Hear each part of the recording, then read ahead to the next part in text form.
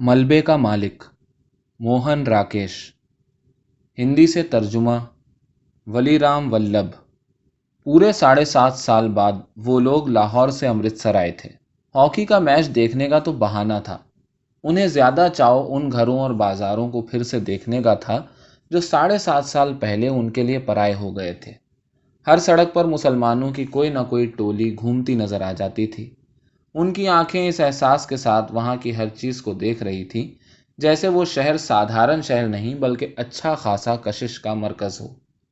तंग बाजारों में से गुजरते हुए वो एक दूसरे को पुरानी चीजों की याद दिला रहे थे। देख फता दीना, मिस्री बाजार में अब मिस्री की दुकानें पहले से कितनी कम रह गई हैं। इस नुक्कड़ पर सुखी भटियारन की भट्टी थी जहां अब ये पान वाला बैठा है। ये नमक मंडी देख लो खान साहब, यहाँ की एक एक लालाइन वो नमकीन होती है कि बस। बहुत दिनों के बाद बाजारों में तुर्रेदार और लाल तुर्की टोपियां नजर आ रही थीं। लाहौर से आए हुए मुसलमानों में काफ़ी तादाद ऐसे लोगों की थी जिन्हें बंटवारे के वक्त मजबूर होकर अमृतसर छोड़कर जाना पड़ा था। 7.5 साल में आई बहुत सी तब्दीलियों को देखकर कहीं उनकी आंखों में हैरानी भर जाती और कहीं अफसोस घिराता। वल्लाह, कटरा जीमल सिंह इतना चौड़ा कैसे हो गया? क्या इस तरफ के सब मकान जल गए? यहाँ हकीम आसिफ अली की दुकान थी ना, अब यहाँ एक मोची ने कब्जा कर रखा है। और कहीं कहीं ऐसी भी बातें सुनाई दे जाती, वली, ये मस्जिद जूं की तूं खड़ी है, इन लोगों ने इसका गुरुद्वारा नहीं बनाया। जिस रास्ते से पाकिस्तानियों की टोली गुजरती, शहर के लोग मुश्ताक होकर उसकी तरफ देखते रहते। कुछ लोग अभी मुसलमानों को आते देखकर खौफजदा से होकर रास्ते से हट जाते, जबकि दूसरे लोग बढ़कर उनसे बगलगीर होने लगते। ज्यादातर वो आने वालों से ऐसे ऐसे सवाल पूछते कि आजकल लाहौर का क्या हाल है, अनारकली में अब पहले जितनी रौनक होती है या नहीं। सुना है शाह आलमी गेट का बाजार पूरा नया बना है।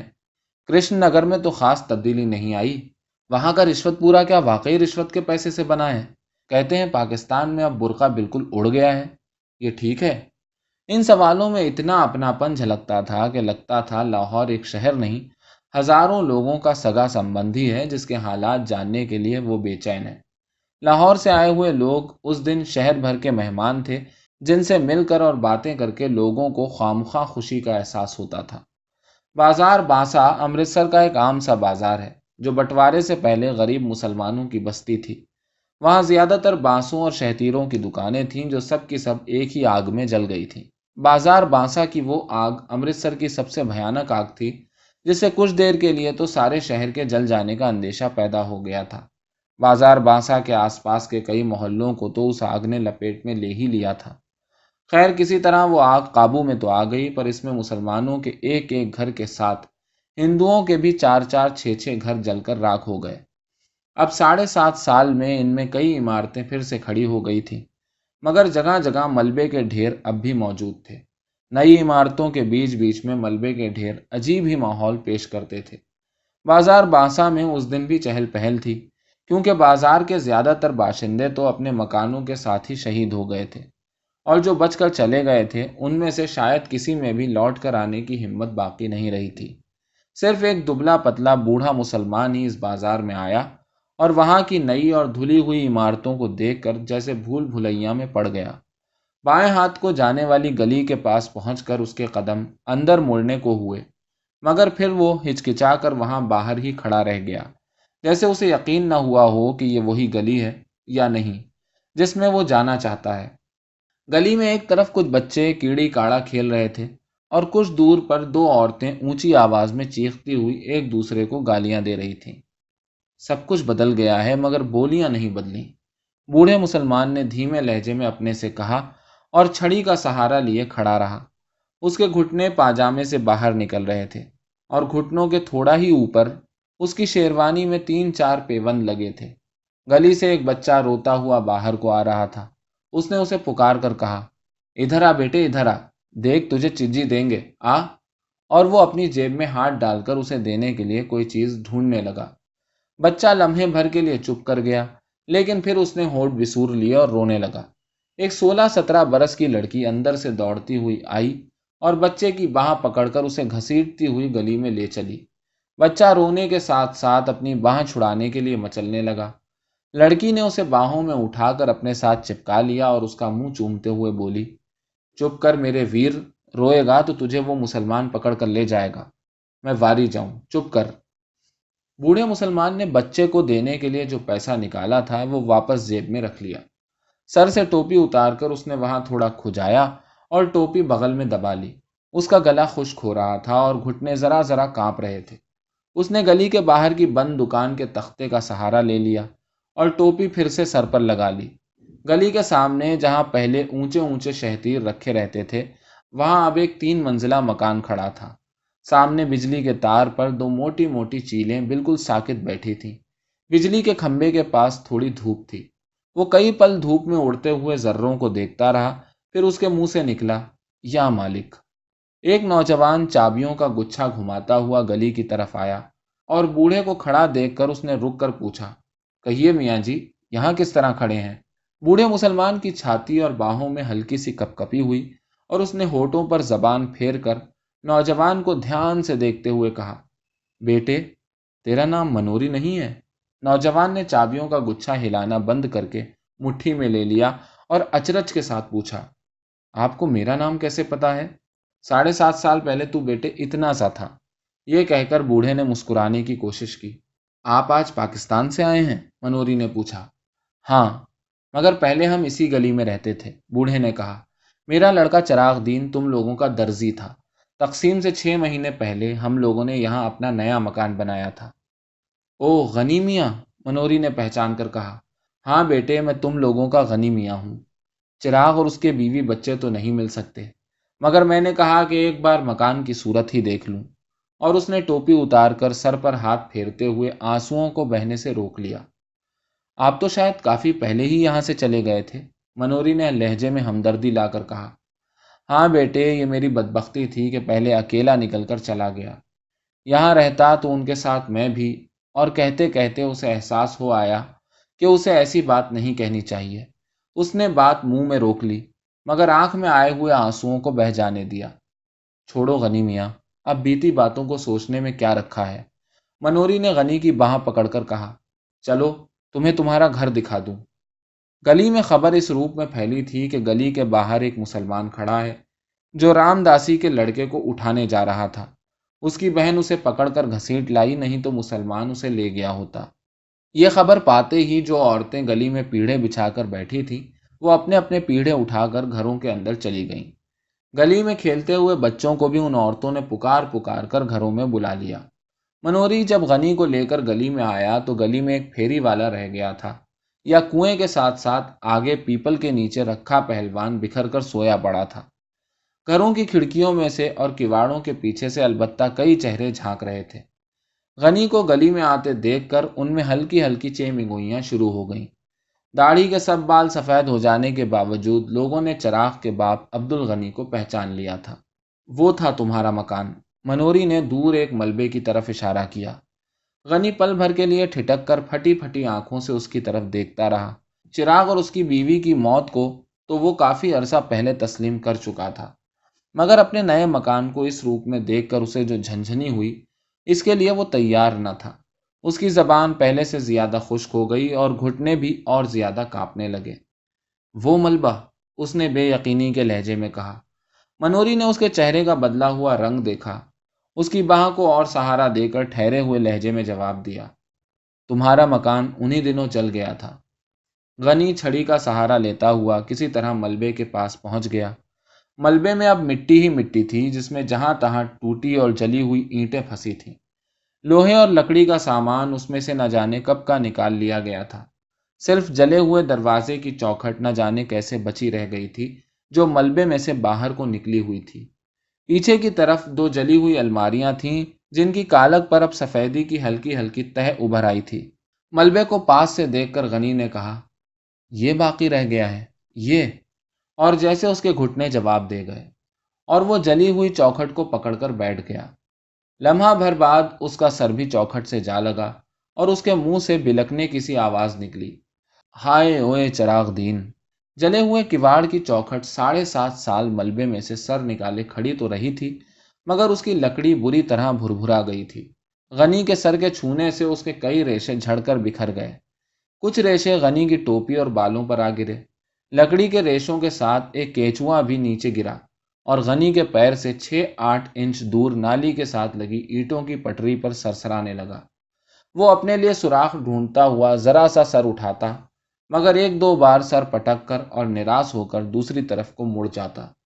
کھڑکیوں میں سے جھانکنے والے چہروں کی تعداد اب پہلے سے کہیں بڑھ گئی تھی۔ ان میں چیمگوئیاں چل رہی تھیں کہ آج کچھ نہ کچھ ضرور ہوگا۔ چراغ دین کا باپ غنی آ گیا ہے، اس لیے 7.5 سال پہلے کی ساری بات آج کھل جائے گی۔ لوگوں کو لگ رہا تھا جیسے وہ ملبہ ہی غنی کو ساری کہانی سنا دے گا کہ شام کے وقت چراغ اوپر کے کمرے میں کھانا کھا رہا تھا جب رکھا پہلوان نے اسے نیچے بلایا کہ 1 منٹ آ کر ایک ضروری بات سن جائے۔ پہلوان ان دنوں گلی کا بادشاہ تھا، ہندوؤں پر ہی اس کا کافی دبدبا تھا۔ چراغ تو خیر مسلمان تھا۔ چراغ ہاتھ سے نوالا رکھ کر نیچے اتر آیا۔ اس کی بیوی زبیدہ اور دونوں لڑکیاں کشور اور سلطانہ کھڑکیوں میں سے نیچے جھانکنے لگیں۔ چراغ نے ڈیوڑی سے باہر قدم رکھا ہی تھا کہ پہلوان نے اسے قمیص کے کالر سے پکڑ کر کھینچ لیا اور گلی میں گرا کر اس کی چھاتی پر چڑھ بیٹھا۔ چراغ اس کا چھرے والا ہاتھ پکڑ کر چلایا، نہ رکھے پہلوان، مجھے مت مار، ہائے کوئی مجھے بچاؤ، زبیدہ مجھے بچا۔ اور اوپر زبیدہ، کشور اور سلطانہ ہکا بکا ہو کر چلانے لگی۔ زبیدہ چیختی ہوئی نیچے ڈیوڑی کی طرف بھاگی۔ رکھے کے ایک شاگرد نے چراغ کی جدوجہد کرتی ہوئی باہیں پکڑ لیں اور رکھا اس کی جانگھوں کو گھٹنے سے دبائے ہوئے بولا، چیختا کیوں ہے بہن کے، تجھے پاکستان دے رہا ہوں، لے۔ اور زبیدہ کے نیچے پہنچنے سے پہلے ہی چراغ کو پاکستان دے دیا گیا۔ آس پاس کے گھروں کی کھڑکیاں بند ہو گئیں۔ جو لوگ اس منظر کے گواہ تھے انہوں نے اپنے دروازے بند کر کے اپنے کو اس واقعے کی جواب دہی سے آزاد کر لیا۔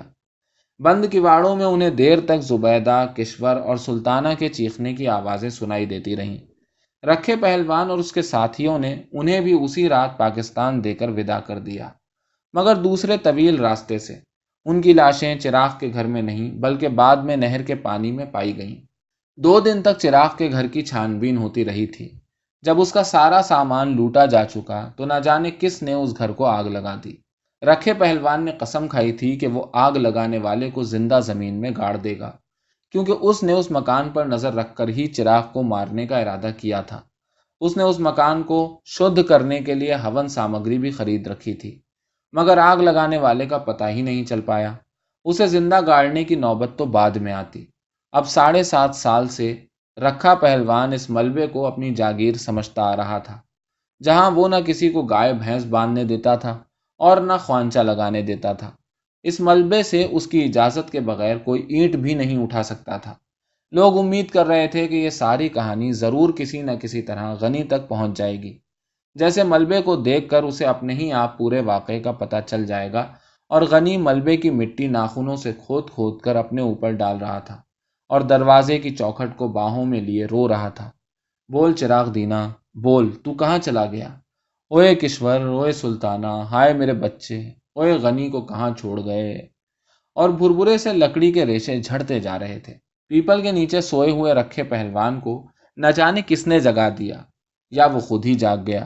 یہ جان کر کے پاکستان سے عبد الغنی آیا ہے اور اپنے مکان کے ملبے پر بیٹھا ہے، اس کے گلے میں تھوڑا سا جھاگ اٹھایا جس سے اسے کھانسی ہو آئی، اور اس نے کنویں کے فرش پر تھوک دیا۔ ملبے کی طرف دیکھ کر اس کی چھاتی سے دھوکنی کسی آواز نکلی اور اس کا نچلا ہونٹ تھوڑا باہر کو پھیل گیا۔ غنی اپنے ملبے پر بیٹھا ہے، اس کے شاگرد لچھے پہلوان نے اس کے پاس آ کر بیٹھتے ہوئے کہا۔ ملبہ اس کا کیسے ہے؟ ملبہ ہمارا ہے، پہلوان نے جھاگ کی وجہ سے بھاری ہوتی ہوئی آواز میں کہا۔ مگر وہ وہاں پر بیٹھا ہے، لچھے نے آنکھوں میں پراسرار اشارہ کرتے ہوئے کہا۔ بیٹھا ہے، بیٹھا رہے، تو چلم لا۔ اس کی ٹانگیں تھوڑی پھیل گئیں اور اس نے اپنی ننگی جانگھوں پر ہاتھ پھیرا۔ منوری نے اگر اسے سب کچھ بتا دیا تو؟ لچھے نے چلم بھرنے کے لیے اٹھتے ہوئے اسی پراسرار نظر سے دیکھ کر کہا۔ منوری کی شامت آئی ہے۔ لچھا چلا گیا۔ کنویں پر پیپل کی پرانی پتیاں بکھری ہوئی تھیں۔ رکھا ان پتیوں کو اٹھا اٹھا کر ہاتھوں میں مسلتا رہا۔ جب لچھے نے چلم کے نیچے کپڑا لگا کر اس کے ہاتھ میں دیا تو اس نے کش کھینچتے ہوئے پوچھا، اور تو کسی سے غنی کی بات نہیں ہوئی؟ نہیں۔ لو۔ اس نے کھانستے ہوئے چلم لچھے کے ہاتھ میں دے دی۔ لچھے نے دیکھا کہ منوری ملبے کی طرف سے غنی کی باہ پکڑے ہوئے آ رہا ہے۔ وہ اکڑوں ہو کر چلم کے لمبے لمبے کش لینے لگا اس کی آنکھیں آدھا لمحہ رکھے کے چہرے پر ٹکتی اور آدھا لمحہ غنی کی طرف لگی رہتی۔ منوری غنی کی باہ پکڑے ہوئے اس سے ایک قدم آگے چل رہا تھا، جیسے اس کی کوشش ہو کہ غنی کنویں کے پاس سے بنا رکھے پہلوان کو دیکھے ہی نکل جائے، مگر رکھا جس طرح بکھر کر بیٹھا تھا، اس سے غنی نے اسے دور ہی سے دیکھ لیا۔ کنویں کے پاس پہنچتے پہنچتے اس کی دونوں باہیں پھیل گئیں اور اس نے کہا، رکھے پہلوان۔ رکھے نے گردن اٹھا کر اور آنکھیں ذرا چھوٹی کر کے اسے دیکھا۔ اس کے گلے میں ہلکی سی گھرگھراہٹ ہوئی، پر وہ کچھ بولا نہیں۔ رکھے پہلوان، مجھے پہچانا نہیں؟ غنی نے باہیں نیچے کر کے کہا۔ میں غنی ہوں، عبد الغنی، چراغ دین کا باپ۔ پہلوان نے شک بھری نظر سے اس کا اوپر سے نیچے تک جائزہ لیا۔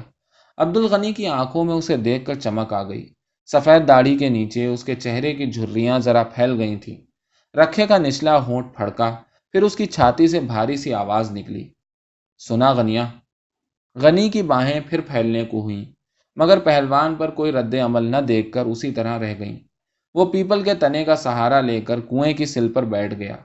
اوپر کھڑکیوں میں چمگوئیاں تیز ہو گئیں کہ اب دونوں آمنے سامنے آ گئے ہیں تو بات ضرور کھلے گی، پھر ہو سکتا ہے دونوں میں گالی گلوچ بھی ہو۔ اب رکھا غنی کو کچھ نہیں کہہ سکتا۔ اب وہ دن نہیں رہے۔ بڑا ملبے کا مالک بنتا تھا۔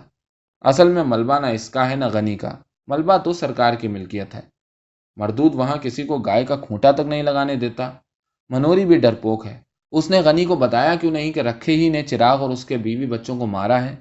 رکھا آدمی نہیں، سانڈ ہے، دن بھر سانڈ کی طرح گلی میں گھومتا ہے۔ غنی بیچارہ کتنا دبلا ہو گیا ہے، داڑھی کے سارے بال سفید ہو گئے ہیں۔ غنی نے کنویں کے سل پر بیٹھ کر کہا، دیکھ رکھے پہلوان، کیا سے کیا ہو گیا ہے۔ بھرا پورا گھر چھوڑ کر گیا تھا اور آج یہاں مٹی دیکھنے آیا ہوں۔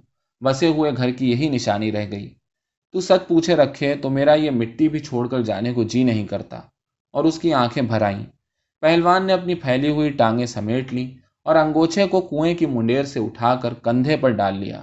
لچھے نے چلم اس کی طرف بڑھا دی اور وہ کش لینے لگا۔ تو بتا رکھے، یہ سب ہوا کس طرح؟ غنی آنسو روکتا ہوا بڑے اصرار کے ساتھ بولا، تم لوگ اس کے پاس تھے، سب میں بھائیوں کی سی محبت تھی۔ اگر وہ چاہتا تو تم میں سے کسی کے گھر میں نہیں چھپ سکتا تھا؟ اسے اتنی بھی سمجھ نہ آئی؟ ایسا ہی ہے۔ رکھے کو خود لگا کہ اس کی آواز میں کچھ غیر فطری سی گونج ہے۔ اس کے ہونٹ گاڑھی رال سے چپک گئے تھے۔ اس کی مونچھوں کے نیچے سے پسینہ اس کے ہونٹوں پر آ رہا تھا۔ اس کے ماتھے پر کسی چیز کا دباؤ پڑ رہا تھا اور اس کی ریڑھ کی ہڈی سہارا چاہ رہی تھی۔ پاکستان کا کیا حال ہے؟ اس نے ویسے ہی لہجے میں پوچھا۔ اس کے گلے کی نسوں میں تناؤ آ گیا تھا۔ اس نے انگوچھے سے بغلوں کا پسینہ پوچھا اور گلے کا جھاگ منہ میں کھینچ کر باہر تھوک دیا۔ میں کیا حال بتاؤں رکھے؟ غنی دونوں ہاتھوں سے چھڑی پر زور دے کر جھکتے ہوئے بولا، میرا حال پوچھے تو وہ میرا خدا ہی جانتا ہے۔